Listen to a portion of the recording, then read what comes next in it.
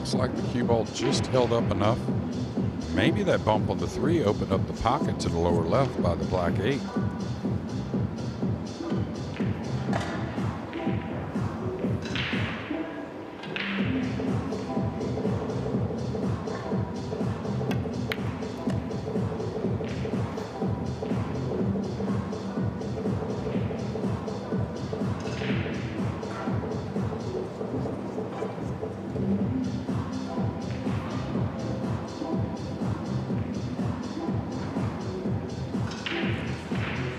Beat some very good players in that run at the European Open last year. Defeated the multiple Mosconi Cup player Oscar Dominguez to reach winners qualification. Lost there to Niels Fayen, but in losers qualification he beat Michael Feliciano, very useful player from the Philippines. And that put him in the last 64, where he won a hill finish against Chris Melling, former Mosconi Cup MVP, before that match against Shane Van Boening, which he lost 10-6. That was at the European Open. Back here in the UK Open, an early opportunity for Andy Goldstein to get his arm going.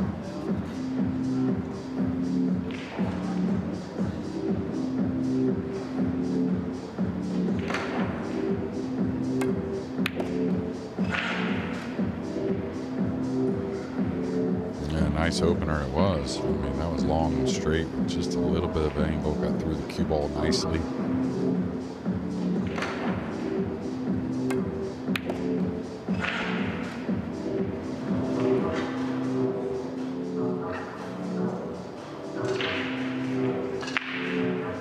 Tell he's on the wrong side of the pink to really do anything attacking on that problem with the 5 and 7 on the right cushion. So probably pockets the 4 and tries to think of a handy safety off the purple.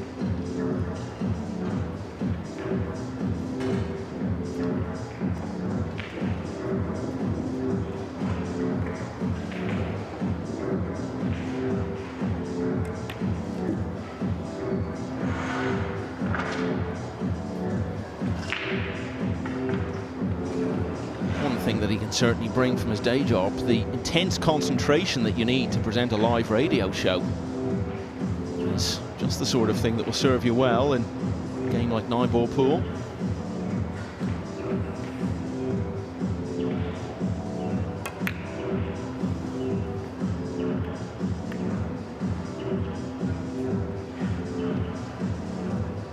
Yeah, I don't think he really, it's a tough situation, really wasn't totally sure of what he wanted to do or what was going to happen, trying to get some separation on the cue ball.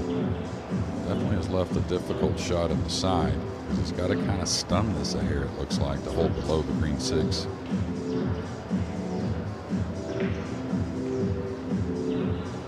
Maybe go forward and bump the 6. Not sure of the total angle. Yeah, you can tell he's elevating a little bit, so trying to hold below.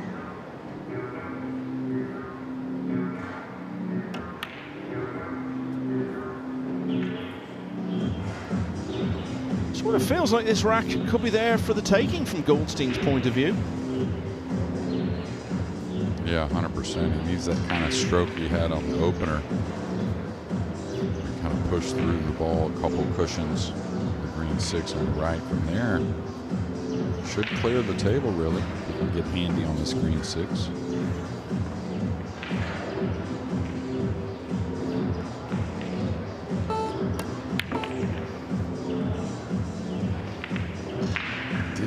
A lot of side spin there, where most 9-ball players would add a little right spin to try and enhance the movement of the cue ball.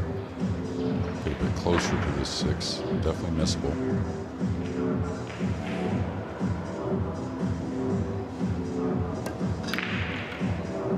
Well, he has missed it by some distance now. Where's it going to finish? Oh, the 8 almost helped him out.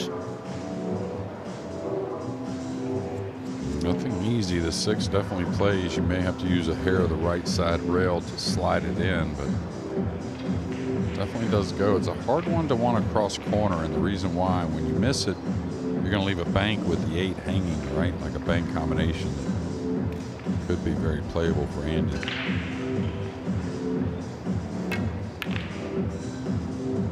He went long with the bank. It's should serve up a shot. Well, that cue ball kept drifting, so I don't know. I think he has the left edge.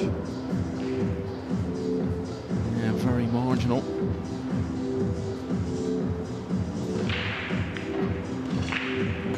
What do you reckon? Yeah, I think he's got the left edge. The problem is he's got to worry about the cue ball. Oh, hitting down on this, he's got to be an underdog unless he has to swerve it, maybe? Oh, yeah, he had to swerve the ball. So he was completely snookered.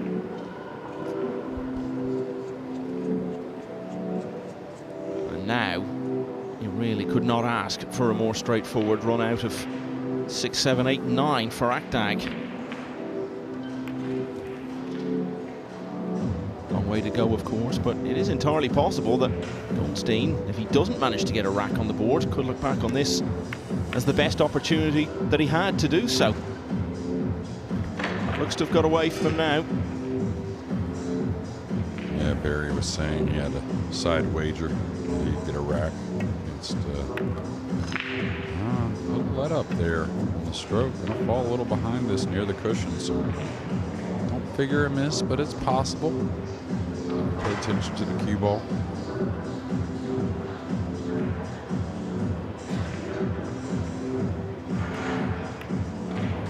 Interesting opening rack. Andy Goldstein was very much in it, but he left a very straightforward run out of the last 4 balls for Ramazan Akdag, who in turn left himself a bit more work than he might have anticipated on the 9.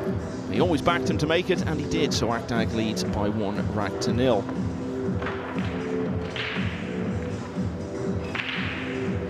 Pongers, who we saw in main table action in Sarajevo at the last matchroom event, is on the hill now. 8-1 against James Oyengoran, part of the home contingent.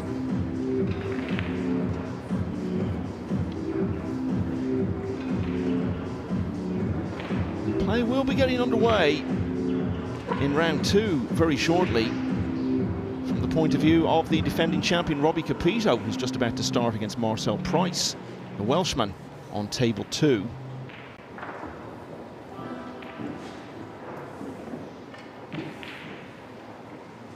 Alexander Kazakis now 4-3 up in his opener against Ashik Nathwani.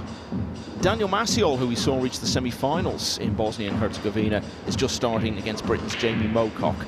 Back here, first look at the break of Ramazan Akdag. Yeah, pretty picture perfect. 1 ball down, cue ball zigzagging back and forth, the 2 laid up over the corner, and pretty much a throw-in starter with easy position.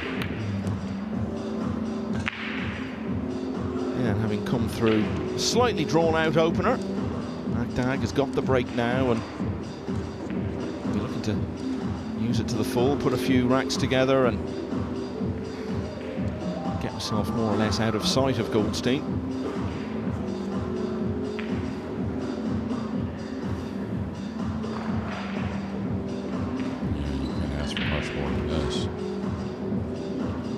Curious, would you move the 6 or the 9 here? Maybe not the 9, but the 6 is an odd ball to get position on later. Very playable though, but decide not to mess with it. It's just going to gain nice position on the purple 5 here in a moment. I mentioned that run he had in Fulda last summer at the European Open, where he beat Oscar Dominguez, Michael Feliciano and Chris Melling. Previous year he had knocked Sanjin Pelovanovic out of the tournament in losers qualification, so got through to single elimination that year and was up against the former World Championship semi-finalist Oliver Shalnocki, beaten 10-6. So that was the end of Akdag's run that year. He also played in the European Open this year in Sarajevo a couple of months ago now, but went out much earlier this time in losers round 2. Goldstein can't even look at the moment. Showed us the effortless power there, drawing the cue ball all the way to the bottom cushion and back up pretty much half the table's width, or length rather. Type of shot on the slick felt that's missed a hair more often here going through the ball. Lower point just a little bit, but still very steady and very nice cueing, right? Very simple, kind of calm. It's very relaxed with the back arm.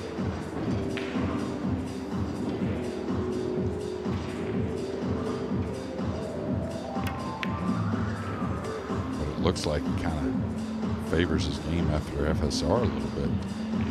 The same kind of little mannerisms getting into the shot.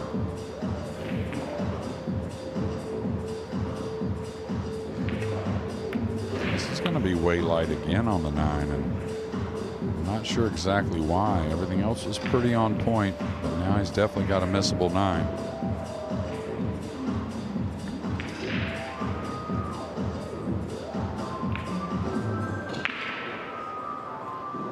Yeah, even more so than the one in rack 1. Oh, it's just wriggled in. So Goldstein might have had a chance to take a rack there if that one had just stayed up, but it toppled over in the end, and so break and run for Akdag. He now is in early control at 2-0.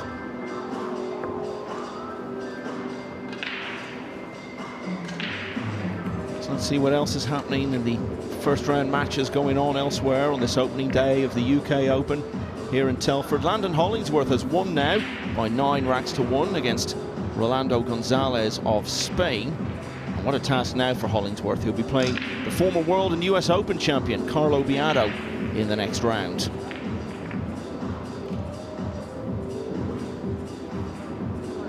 Torsten Homan, former world champion on 2 occasions, has won 9-2 against Adrian Pollard, and Yannick Pongers has got it done 9-1 over his British opponent James Oyengoren. Sam Henderson, young American, back into action for his second match today. He's just levelled at 1-1 against Lou Riteng. So good break for Akdag, from which he ran out in rack 2. He starts us again in the third.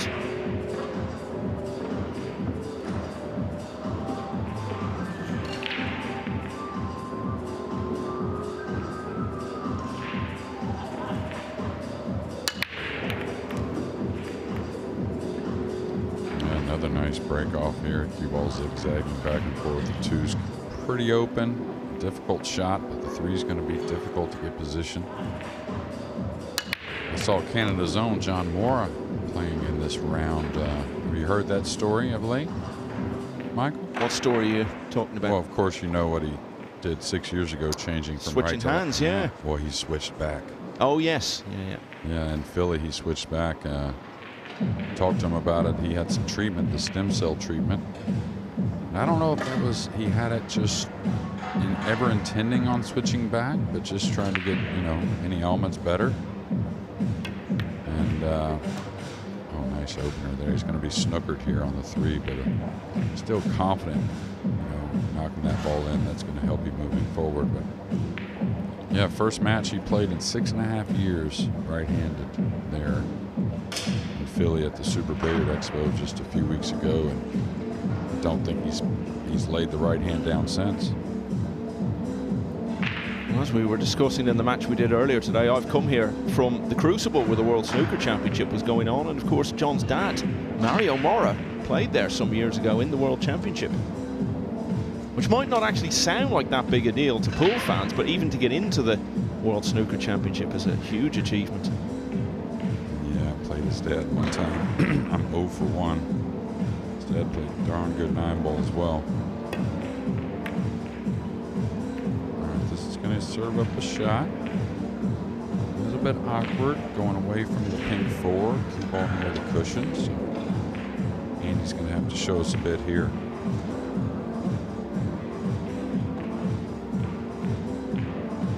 Looks like he can make it and go the rail and maybe come 1 rail towards the 6 for a thin cut on the pink 4. Something like that. Keep it as simple as possible.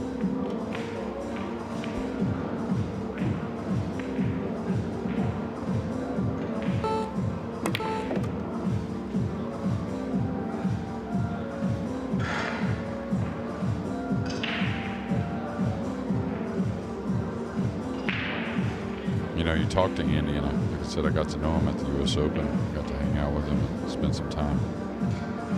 Just, like guys do, talking about all kinds of different things. And He seems like a pretty cool customer overall, like you said, runs that show, and that takes a lot of concentration. But I feel like probably the nerves are going pretty decent at this moment because, you know, this is a fun thing for him overall, but a guy who takes his cue sports pretty serious. Yeah, he's been practicing for about 3 months for this event now. I spoke to him earlier today, and he said he's been doing a couple of hours a day, a couple of times a week for about 3 months now at the Spots and Stripes Club in London. But you know, I think for a club player, which essentially is what he is, you can put in 10 hours a day, every day for 6 months, and just feel completely different the moment you walk out into this environment. Yeah, I think for an existing player, it'd be like making a change, you know, and you stay home and practice 2 or 3 months trying to implement that change. And what happens is when you get out in competition, everything starts over a little bit. You gotta go through those little pains of implementing that change during competition, which is much different than just training. Well, with Akdag, man, he cues the ball nicely. Got to get used to the speed of the table, but it just doesn't seem like the guy, you know, of course we all miss, but it doesn't seem like the guy's going to have a bad miss.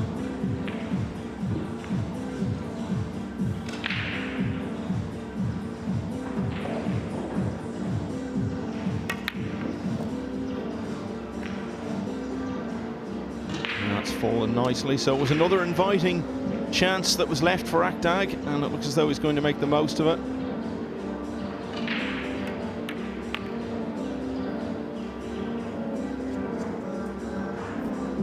He's fallen short on every one of these nines. Thinking exactly the same thing. He's made the previous 2.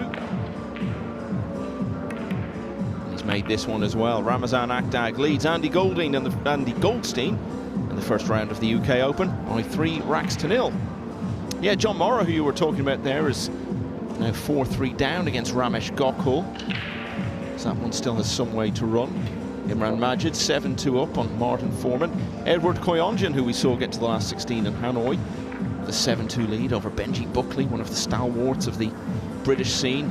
Daniel Maciel looking to build on his run to the semis in Sarajevo in March. He's won the first couple of racks against Jamie Mocock.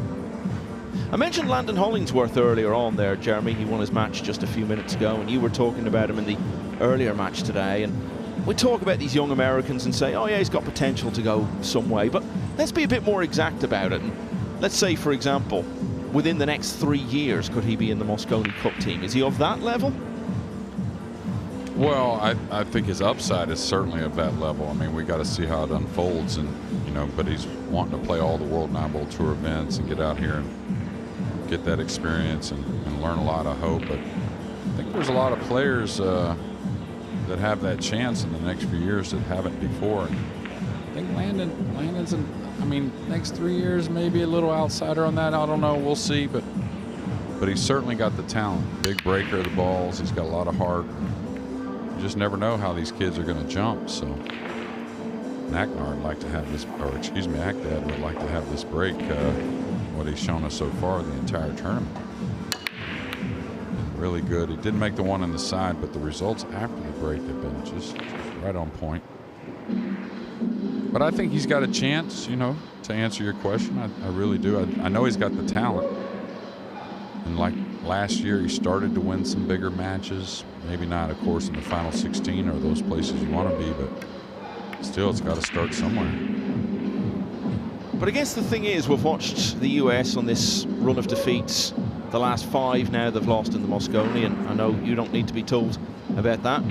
But when I speak to the likes of Scott Frost and 1 or 2 others, they say, no, there is talent coming through in America, and there's no question that's true. But at some point, if it's to make any difference in the Mosconi, they've got to get in the team, and that's the question. Are they good enough to be getting to last 16s, last 32s, or are they actually good enough to make a difference and try to end European dominance in the Mosconi? We will find out about that in due course, but Akdag leaving the table a bit earlier than might have been anticipated there.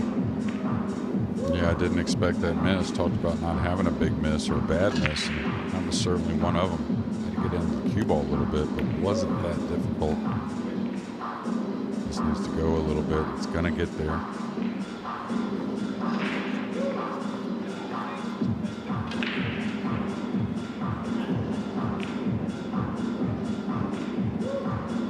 Robbie Capito, the defending UK Open champion, has lost the opening rack against his UK opponent, Marcel Price, in the second round, after Capito started his title defence with a win on the main table earlier.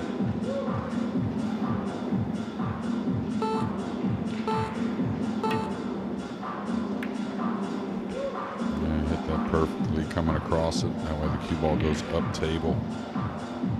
Boy, he's gonna, if he can't get at this between the 6-9 with some spin, this is going to be a very difficult hit. The purple 5's right in the way.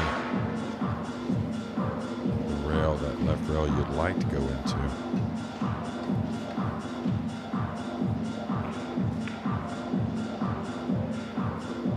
He did lose 9-0 in the first round at the US Open.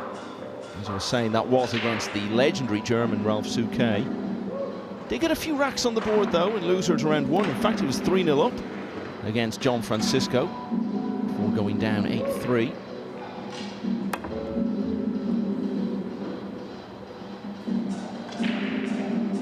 Yeah, no player likes missing a kick or giving up that ball in hand, but that one was very difficult. Couldn't have ended up any better for Ramazan.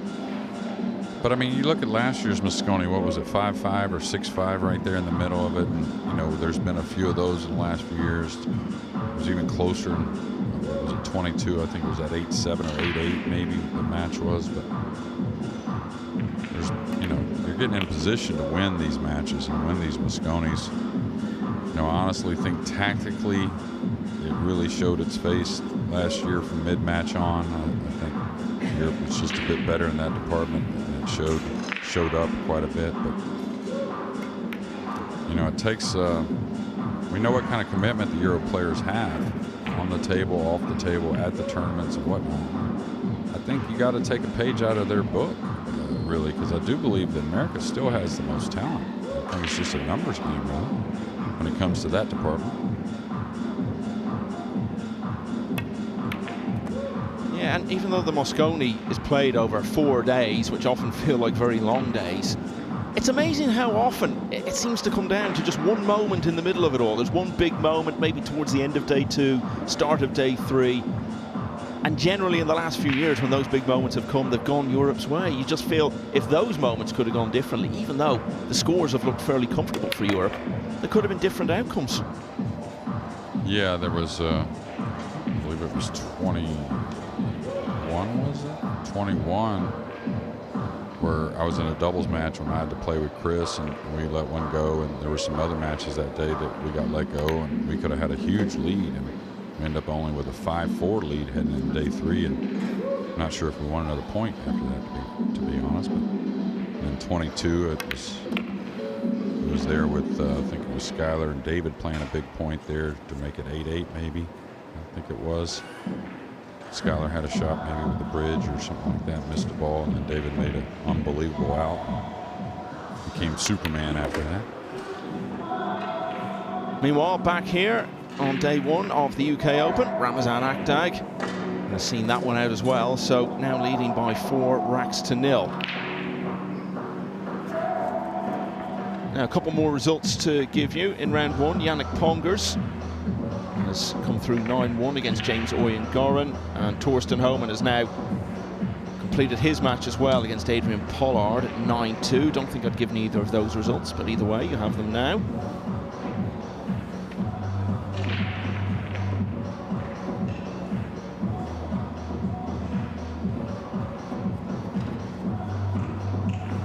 John Morra has fallen further behind against Ramesh Gokul, who now leads their match 5-3. And Imran Majid, 52-year-old British player, is on the hill at 8-2 against Martin Foreman of the Philippines. Robbie Capito, the defending champion, has levelled at 1-1 in round 2 against Marcel Price. And just one more score to give you from back here in round 1. Alexander Kazakis in a bit of difficulty over on table 5, trailing now 5-4 against Ashik Nathwani. Here, it's 4-0 to Akdag.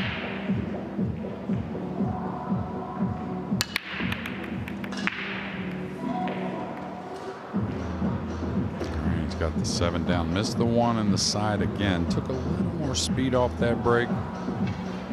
We've seen this main table be very give and take, right? Or with the one ball, it seems like. Doesn't seem like it's been a hanger for any player.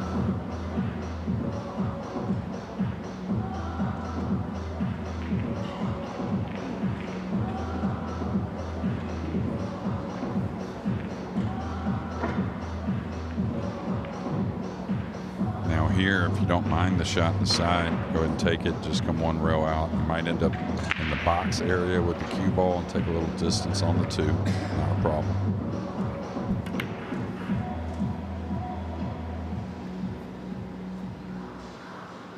I don't think the 1 came open, but Andy's sure enough happy to be at the table. That was a runnable rack if he gets the 1 down.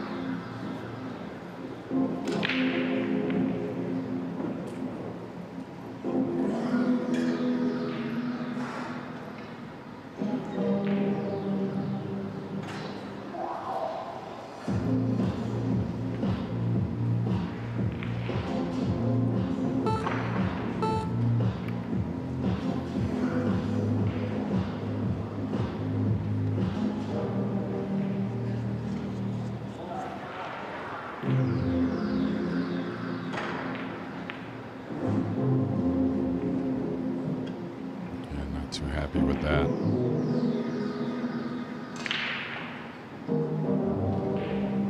It's like this kind of straight and awkward to get, you know, that easy position on the 2 ball. Just gonna take what he can get, some type of thin cut, it looks like, anyways.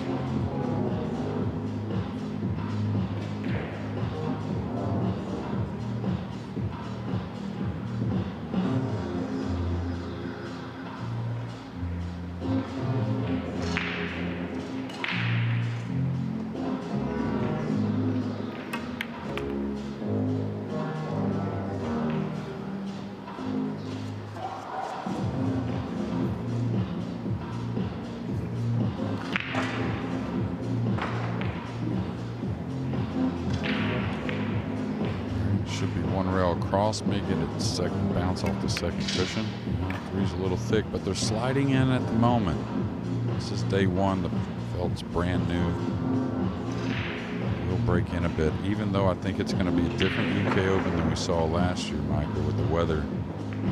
What we think is going to be the weather all week, and even more so, just how rainy and kind of nasty it was last year, and the tables played very difficult. We always seem to get extreme weather for the UK Open. You might remember, I think it might have been the first year we were in London. It was basically the hottest week of the year. And we arrived there and found the air conditioning was not only broken in the hotel, but could not be fixed for the rest of the week. I think we all lost a couple of stone. Yeah, that... I think I end up changing hotels, to be fair. So... Well, if even a man from Texas couldn't handle the heat, that tells you a lot about it. Well, the main thing is you're not in there that much, but you don't want it hot when you're sleeping, that's for sure. And that's one thing I couldn't handle. I think that's more about a little extra stone or 2 I have. But yeah, it was a beautiful, beautiful week there in Stratford. Actually, 2 of those, I believe, both years were pretty good. 1 year was really exceptional, though. That being in Stratford, I mean. First 2 years we're at the Copper Box. We moved to Telford last year. We're here once again. Ramazan Akdag, as we expected, really. He's very much in control here. And once again, he's left himself a slightly trickier 9 than he would have hoped for, but still be a big surprise if he didn't convert this.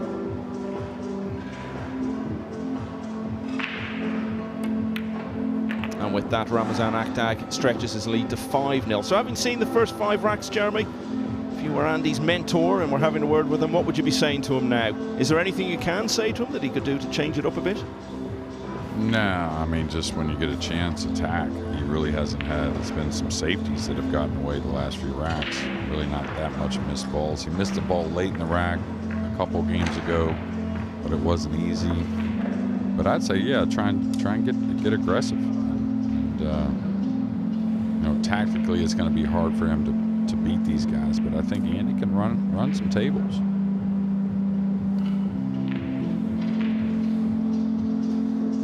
Ashik Nathwani who so nearly beat Francisco Sanchez-Ruiz in this event 3 years ago. So we look at some of the crowds here on the opening day. Well, Nathwani has got a good chance again today of beating a leading player, because he's now 6-4 up on Alexander Kazakis.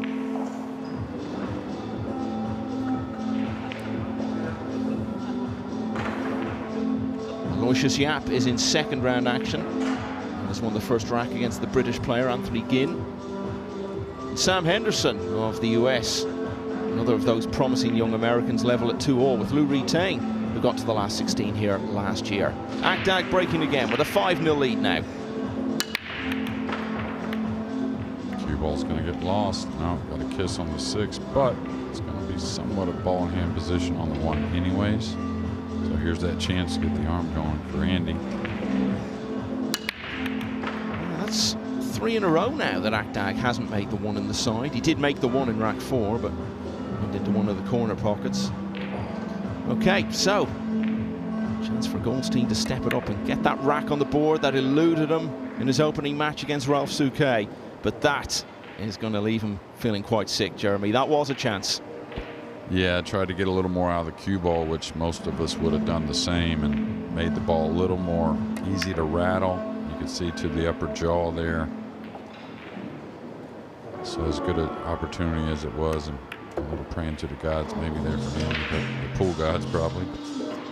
If there's one area of the game in which I might just outdo you in terms of technical expertise, Jeremy, and I know that's a big claim, it's how it feels being an average club player, because that's been my story for 30 or 40 years, and I know that's exactly the sort of shot that causes you just to tense up on impact. You probably can't even relate to that at your level, but I know the shot Andy had there, that's exactly the sort of shot that you just get a little tense at the wrong moment, and that's what happens as a result. Yeah, I think a little bit of getting the chance to maybe run that rack in front of him, wanting to get a little more out of it. Maybe overlooked that 1 ball here. Nice shot there from Akdag. That 3 ball looked easy, and now in prime position to extend that lead.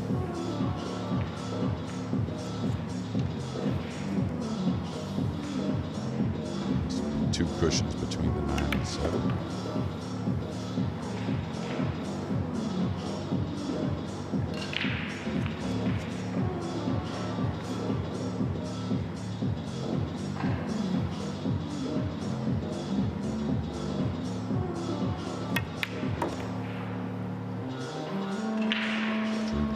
Back. Got a little thinner, but I never mind that because you're a little closer to the 7. Accuracy should be at a premium. Coming back behind the 8 for the 8 in the left middle.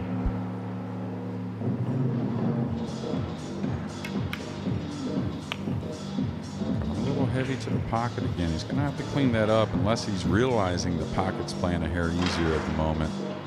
But you still would try to use the side cushion like that. So moving ahead, and even maybe the outer tables by now might not be accepting that 7 ball the way it was struck, but nevertheless another game on the side. Well, Andy Goldstein was given just a sniff early on in that rack, but got absolutely nowhere with it, and so it's half a dozen in a row now for Ramazan Akdag. He now leads 6-0. Robbie Capito has now got his nose in front against Marcel Price. The defending champion from Hong Kong is 2-1 up. That, though, is in the second round.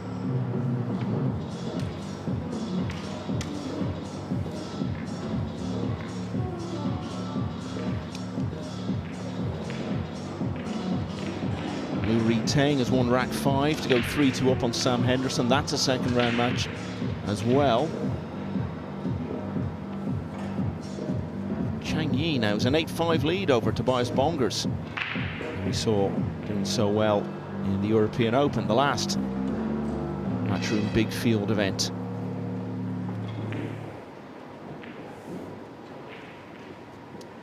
So very much closing in on victory now. Big question is whether or not Andy Goldstein can get a rack on the board. Not looking promising at the moment. He's 6-0 down.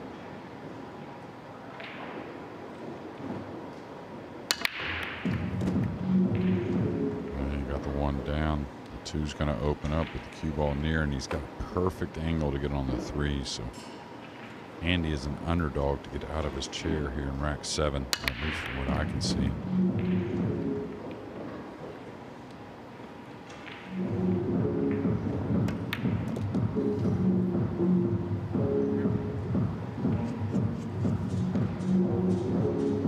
And just while Akdag tries to add this 7th rack, I can tell you that we now know what the next match will be on the main table, and it's Moritz Neuhausen of Germany against Pier Francesco Garzia of Italy. Neuhausen, of course, part of the Germany team that got to the World Cup of Pool final in Spain almost 2 years ago now.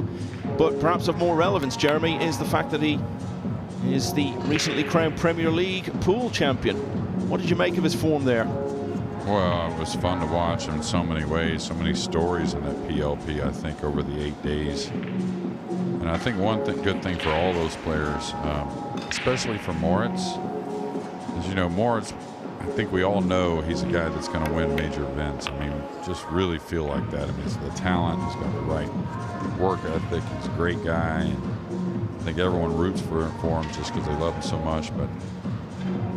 But you know, when you come to these events and you finally do take that second loss or first loss, you know, going through winner's qualification without getting defeated in the single elimination, however you exit the tournament, let's say, you know, it's not a good feeling, and you don't get to bounce back and get right back in there a lot of times. There's a break, and you know, I think for him, because there were so many ups and downs in that PLP this year for that middle of the group, like he was in most of the time, not knowing if you're going to make it to the next one and whatnot, I think that PLP may do a lot for him moving forward and seasoning him mentally, you know, whether it be after a loss and having to bounce right back and loser's qualification or whatnot. But I thought it was a super impressive win, and really is going to be a tool moving forward for Moritz. Yeah, and we may not have to wait very long to see him now, because Akdag is just a couple of racks away from victory. We don't have rack-by-rack timing facility here, but I would suggest that was probably the shortest rack of the match so far. And now the window of opportunity for Goldstein to break his duck has got very narrow indeed. Robbie Capito just needs a fairly straightforward 8 and 9 to make it 3 racks in a row and lead Marcel Price 3-1 in the second round. Yeah, I think that name, our defending champion, I think that PLP did him a lot of good as well. Played awesome, really, on some very difficult tables.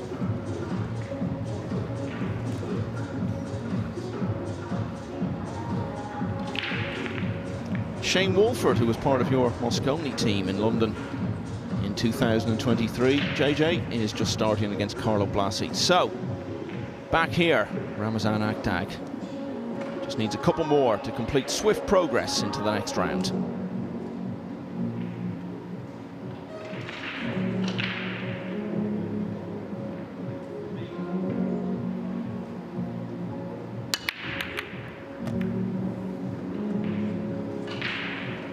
I thought the 9-ball might dress up for an early combination, but which Andy would take that, but I think he wants to knock some balls in. A run out would be even better, really. It's just 1 out of the last 4 now in terms of making the one in the side off the break for Akdag. Yeah, and he really, even though he got a good spread, some 9-ball movement, it seemed like he took a lot of speed off that break, trying to maybe find the one in the side at the moment with the big lead.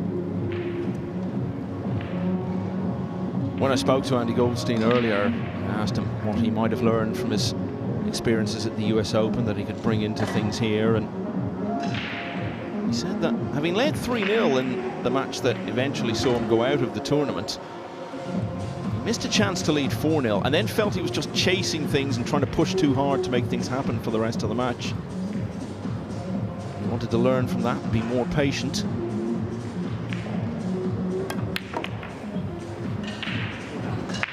Going to find the gap here for the 4, so he's got to make a subtle one from a little distance, a little on the lighter side, just kind of rolling this ball in, coming up the left.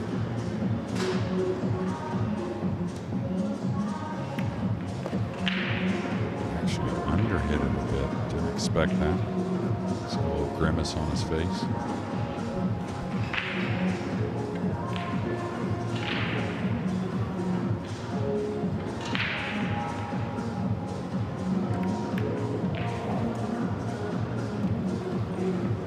Nice shot there. Fell nice and heavy on the 6, so he can hold for the 7.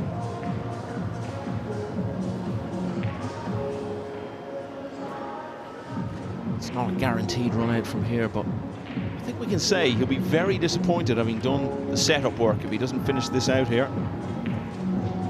He's got to get a little off angle here. He's got to get into the cue ball, whether it be the side or the corner. And then he may have a difficult shot getting from the 8 to the 9. And this is where the pressure is just starting to rise shot by shot as he gets ever closer to that dream of winning a rack on the main table.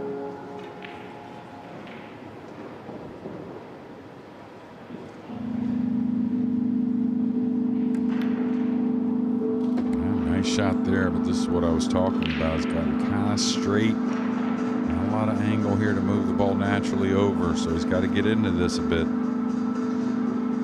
Probably more than a bit, really. I think if he does manage to win this rack, there'll be no restraint shown. There'll be quite a celebration. It'll be as if Elliot Sanderson has walked in the room. Got into it. Now what's he do with the 9? Cross side bank is. The cut shot is obviously on offer. What's the higher percentage shot though? The cross side bank or the cut down the rail? Watch out, cue ball coming across the table towards the side pocket.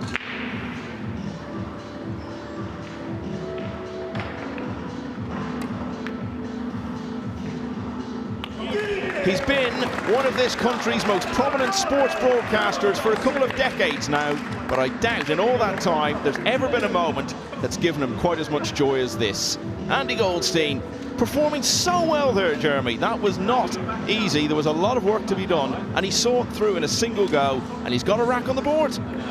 Yeah, ran the table from the 1, and really quality stuff at the end with the 7, 8, 9. And I wasn't so sure the 9 was going to fall, but I was happy to see it go. You talk about small margins in the game. Imagine the difference between how he's feeling right now and how he would be feeling if that 9 had just managed to stay above ground and he'd missed the chance. He'd be so sick. Yeah, he's happy now. You can see some smiles to some friends, I'm sure, a few words to the crowd.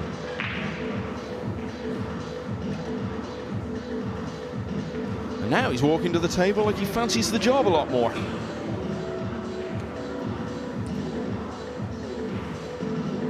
Yeah, you can see kind of got the blood flowing. Can't really sit still too much. Got to keep chalking the cue. We'll see another break shot now. Did win the lag. So we saw 1.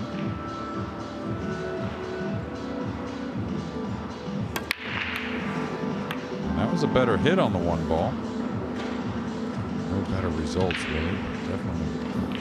Definitely a better opening. Now Akdag.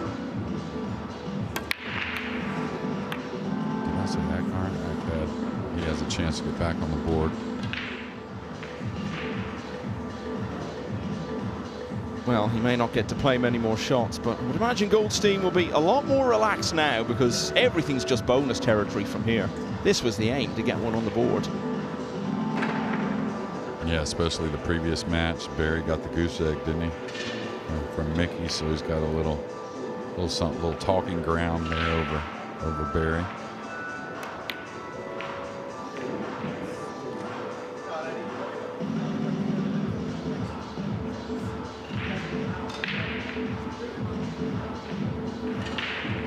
Just another winner to report. Imran Majid, British player, has now sealed the deal at 9-2 against Martin Foreman of the Philippines.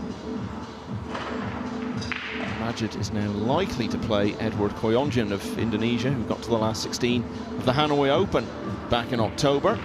He leads Benji Buckley 8-4. John Morris turned it round, by the way, 6-5 up now against Ramesh Gokul, so the Canadian has won 3 in a row. Yeah, like right there, you asked me earlier, You know, the 9 he just cut was tougher than the 1 ball right there for the same shot, pretty much. The 9 was more difficult. He should have went in and attacked there as well. Go ahead and try and knock in that same ball and get the run started, because the safeties really haven't worked so far in this match.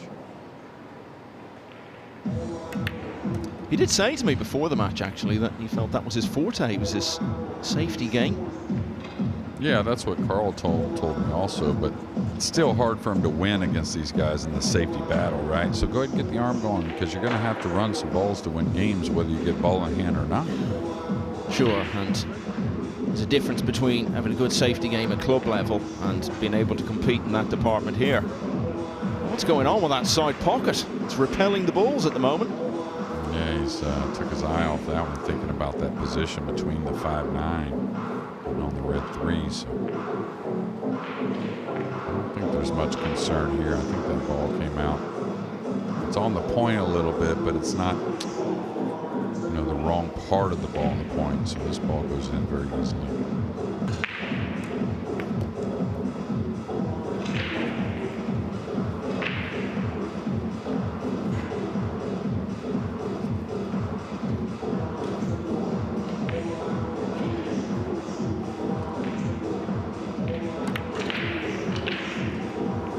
Well, it's very clear, isn't it, Jeremy? He's not someone who's just come here for a day out, having only recently developed a bit of a passing interest in the game. You can see from watching him, the way he plays, the way he sets up.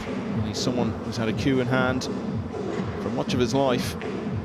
Completely different level to what he's trying to compete at here.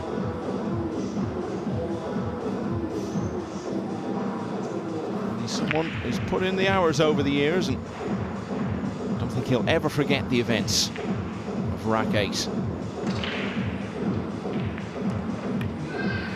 Oh, he might want to forget that one though. Yeah, had to kind of ease the ball and maybe watching the cue ball a bit much in position on that 6. This purple 5 got away. It's like a lot of club players though, and same kind of thing in America, to where, you know, if they were around top players a little more often, you wouldn't believe how much they would improve. Getting to play those guys, or just being around them and watching them play, because you can tell he's no dummy on the table, right? Just a little bit of cueing here and there. All right, this kind of shot got away from him earlier in the match. Rattled it. Not as much cleanly struck, a little more confidently struck as well.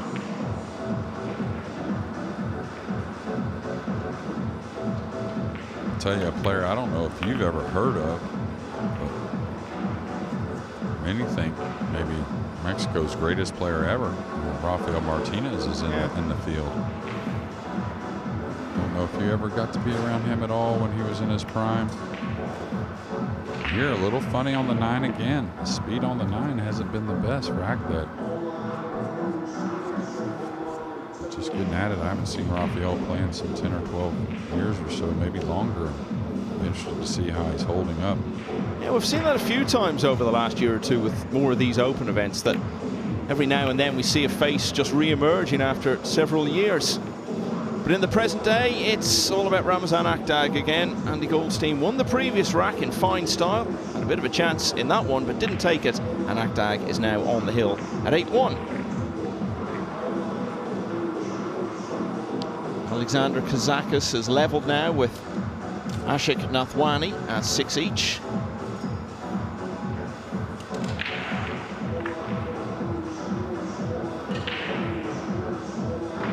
There's a hill-hill finish on table 23 between Adam Stankovic and Ahmed Al-Dolaimi. Aloysius Yap 2-1 up on the British player Anthony Ginn. And Tobias Bongers 8-7 down now against Chang Yi. Lu Ri Teng 4-2 up against Sam Henderson.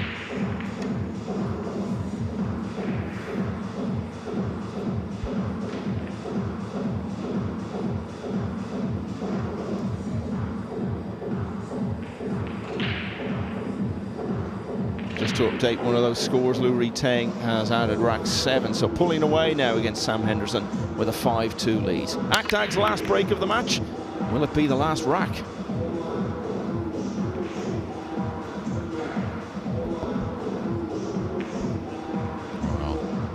one down. He's got a nice starter here on the blue too. A little bit of a cut, but he's near the ball in its natural position just to draw the ball. Maybe get into a little bit of the 5, maybe come in here below the 5. Just pocketing this 2 ball. And he's hit it sweet enough.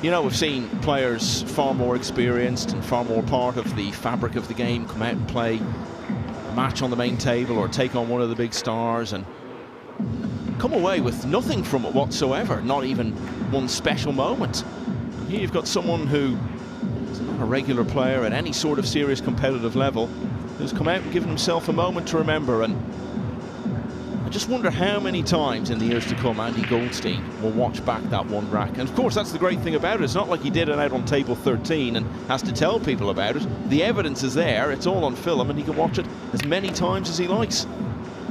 And it wasn't a gift. I mean, he had to run the whole table, and I don't know why he wanted to come back this far. Why didn't he just lay up for the combination? I'm not sure, but this match may not be over just yet.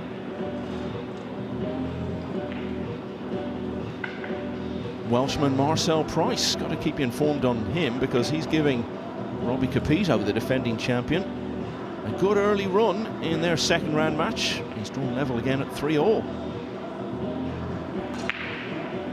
Is Akdag trying to go for the bank here? Hit it pretty well, and he's going to serve up some type of shot, but you can see nothing easy. Not only on the 6, but gaining position on the 7 as well.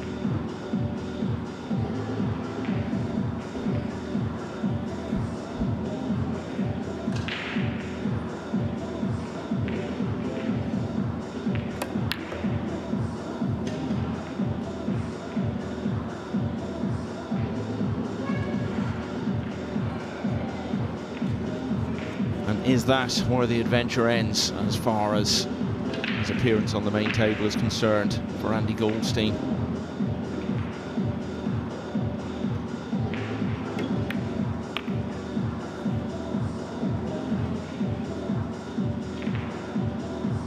Akdag has beaten many good players in matchroom events over the last couple of years, so this could be the start of something for him.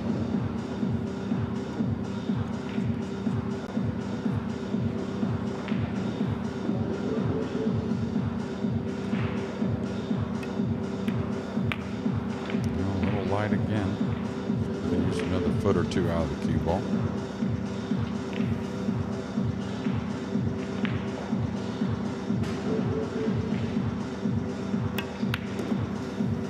Andy Goldstein will always have great memories of rack 8 here in the Telford International Centre. It was the only one that he won, but didn't he win it in fine style? In the end, though, the match has been won by Ramazan Akdag. He has beaten Andy Goldstein by 9 racks to 1 and goes through to the next round. Goldstein will go to the loser's side. Last year's runner-up, Mieszko Fortunski, is just starting his campaign on table 19 against Patrick Munjuri. And Moritz Neuhausen, man of the moment, after his performance in Sarajevo just a few weeks ago, will be up next on the main table in just a few minutes' time.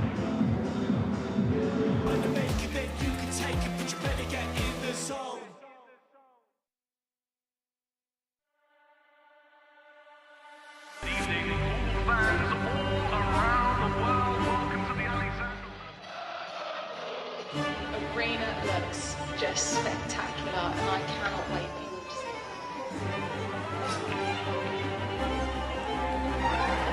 Lulus, don't worry. Yeah, but plenty of guys that need to be ready. We're the champions. You need to come take it. I mean, you want to follow me in there now? Yeah, I know you're ready. All we've been doing. Can you speak English better, please speak? Because I ain't sure what you said.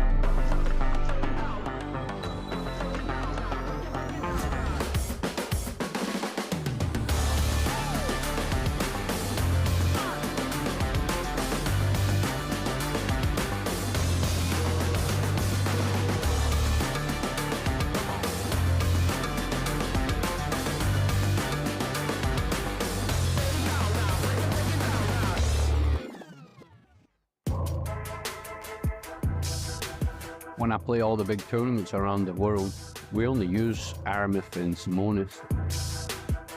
You know, you're getting 100% high quality. It just makes the game easier to play. Simonis and Aramith definitely have the best cloth and balls, hands down, in the game.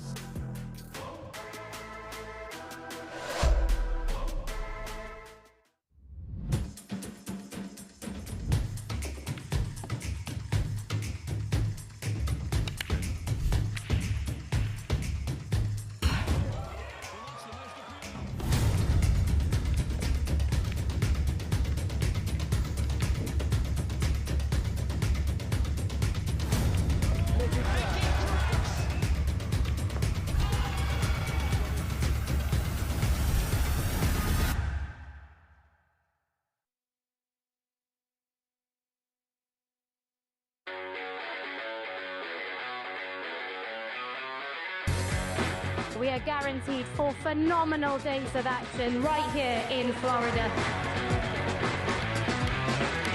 Drama is certainly guaranteed in front of a hugely raucous crowd. The American fans really getting to the spirit.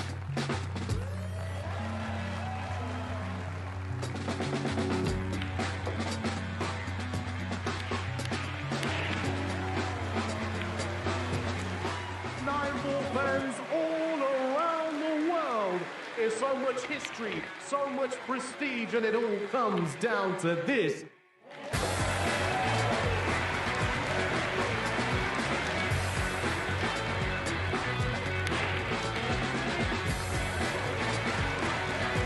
So much action lies ahead at the Caribe Royale in Orlando, Florida.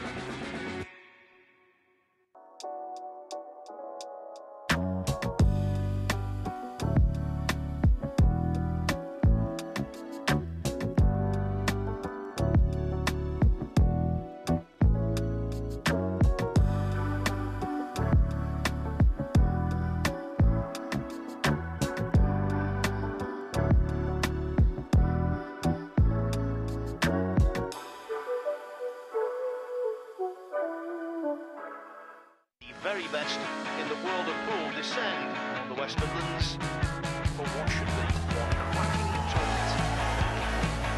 Warming up.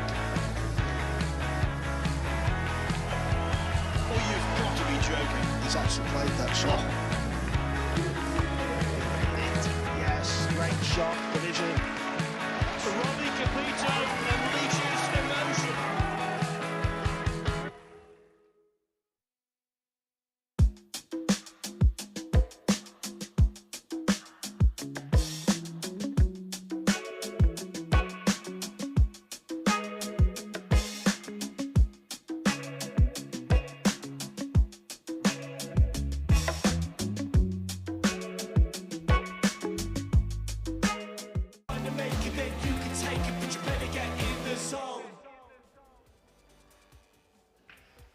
The matches are going thick and fast, and that was the case also at the Hotel Hills Resort in Sarajevo in Bosnia-Herzegovina, when Moritz Neuhausen made a massive leap forward in his career. The young German, a really good advert for the game of 9-ball pool, whitewashing Francisco Sanchez Ruiz 7-0 in the final of Premier League. What a title to win. Carl, you were there. That was something else. Yeah, played a fantastic tournament there. Very unusual format. 8 days of non-stop 9-ball pool action, and he handled it very well. He kind of like just kept going about his business day after day, and he enjoyed his week there, and in the end, a very convincing win in the final. There you see the match in red, top right of your screens. That's Hill. One rack there to decide that one from Tobias Bongers and Chang Yi. So I know, Carl, in between commentating, you've been going around the venue. General vibes, I think, are very good. Yeah, there's a very healthy crowd walking around. There always is in the opening couple of days here. The fact that you can just mooch about and go from table to table. This is table 4. That's the match I was just telling you about, the one that's Hill, and it's Chang Yi at the table, and this is a player who I've never seen before, Phil. I'm not so sure about your good self. Never, ever. So I'm looking forward to seeing how he plays. Of course, where he's from suggests he will be useful. Yeah, Chinese Taipei, you know, when you see that flag next to a pool player's name, you know they're going to be pretty handy. It's a little bit like when you see the Filipino flag. You think, I've never heard of this guy, but I see the flag, I'm up against it. Landed a little short position there. Now the 8-ball might just be obstructing his path a little bit. Just makes his bridge hand a little more awkward. Isn't it smashing, though, to be able to pop into a deciding rack finish? We've got significant coverage of the tables here, and of course with this amount of tables you're bound to have quite a few hill finishes, and we will endeavour to bring as many to them, or as many of them to you as possible.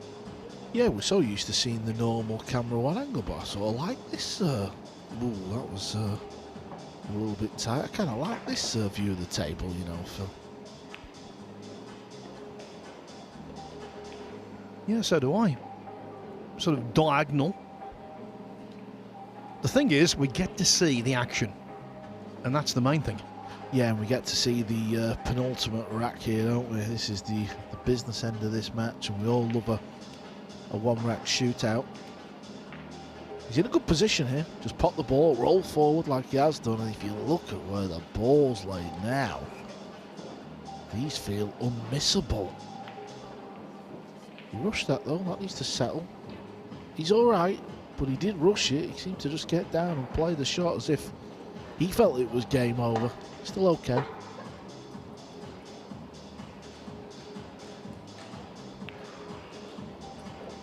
Well, Tobias Bonga's had such a good European Open. This is a significant scalp for Chang Yi if he can tuck it away, which now he most definitely will.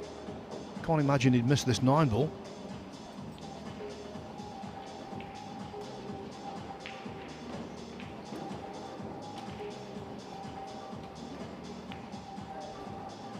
Tobias Bonga's immediately to the one-loss side of the draw.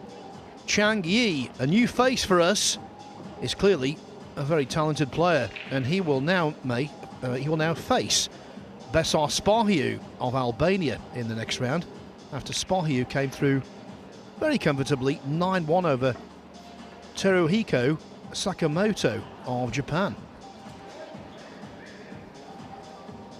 So now we've seen that match complete. What about table 2? Well, a lot more pool to be played here. Robbie Capito certainly not having things all his own way against the Welshman Marcel Price. This is in round 2, of course. Yeah, sticky opponent Price. It's a match Capito should win on paper, but we don't play on paper, do we? And Marcel, very capable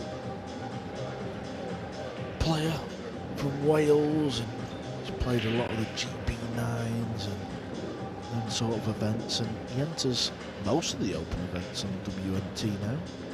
Never really gone mega deep, but he's caused a few of the top players a little bit of pain. I think he beat Billy Thorpe, did he, in the European Open? Yeah, and you know, he comes from a snooker background, so he's got a very workable technique. Yeah, it was Billy Thorpe.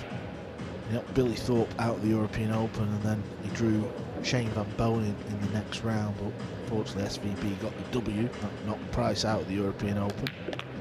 But yeah, he has got a snooker background. I don't know if he's ever been on the main tour, but I know he's played and tried to get on it and played all the amateur events.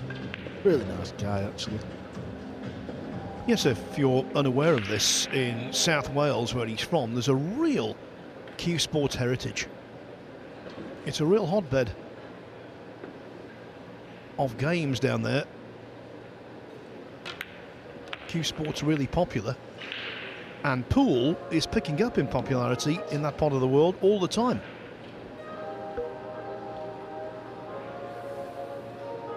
He's one of those players, he's not in the upper bracket, but you look at him and you think, well, he could be.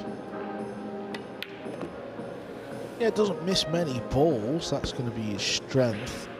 Maybe tactically he's not quite there, or the shot-making ability. Shot-making kind of means when players pull out these